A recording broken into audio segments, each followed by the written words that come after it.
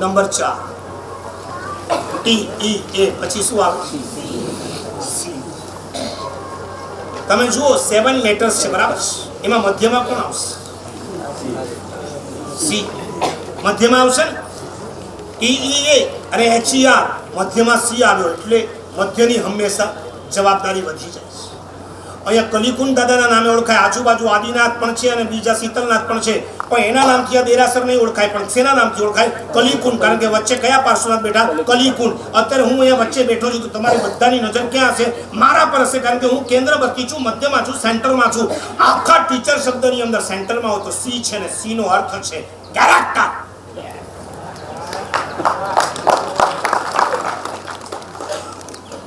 Temperament નહીં હોય ચાલશે, તમારી પાસે જનરલ નોલેજ ની અંદર પણ દેવાળું હશે તોય ચાલશે, અરે કોઈ એમ્બિશન નહીં હોય તો પણ ચાલશે, પાછીના 3 ગુણ નહીં હોય તોય ચાલશે.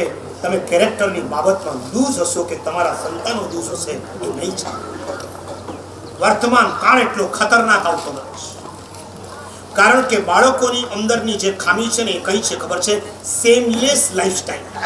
સેમલેસ, સેમ એટલે શરમ. શરમ નીકળી ગઈ. હવે બચ્ચાઓની આંખમાંથી શરમ ચાલી ગઈ છે, છોકરાની આંખમાંથી તો ગઈ, છોકરીઓની આંખમાંથી પણ શરમ ચાલી ગઈ છે. તમારી હાજરીમાં એકબીજાને લવ કરી શકતા હોય અને તમે કાંઈ ન બોલી શકતા હો, આ સેમલેસ લાઈફસ્ટાઈલ છે.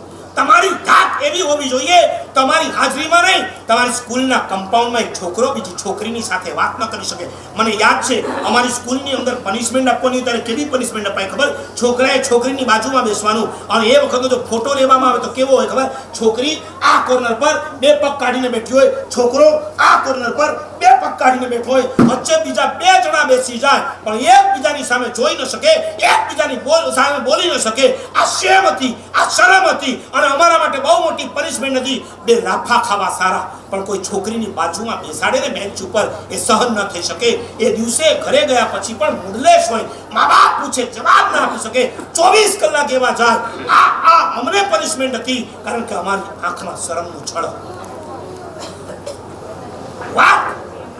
વાત તો બાજુ પર ગર્લફ્રેન્ડ બનાવવાનો ચાલુ થયા છે. તમારી શાળામાં આવતા સ્ટુડન્ટ છે ને, વિદ્યાર્થીને વિદ્યાર્થીની વચ્ચે તમારે ભાઈ અને બહેનનો પ્રેમ ઉભો કરાવવાનો હતો અને એની સામે તમે એને ટીચર્સ થઈને ક્યારેક ફરવા લઈ જાઓ, કોઈ ઇલોરા, અજંટા, અને મેં હમણાં જ ક્યાંક વાંચ્યું હતું, પાછા આવો પછી તેના વ્યવસ્થાપકોને પૂછજો અમારા બાળકોએ કઈ ગરબડ કરી છે, શું લખીને આવ્યા છે, 2 જણાના નામ, પછી ઓલો ત્રિકોણ દોરવાનું, પછી એની અંદર બાણ ફેંકવાનું. એક પેન તો હરખી ચલાવી નથી શકતો પરીક્ષામાં, હાથમાં બાણ ઉપાડવા ક્યાં બેઠો? આટલી વિભત્સતા આજના સંતાનમાં.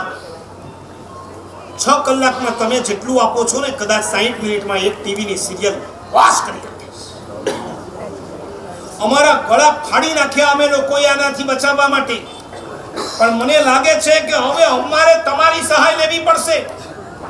અમે કદાચ બાળકો સુધી ના પહોંચી શકીએ, તમે રોજ પહોંચો છો.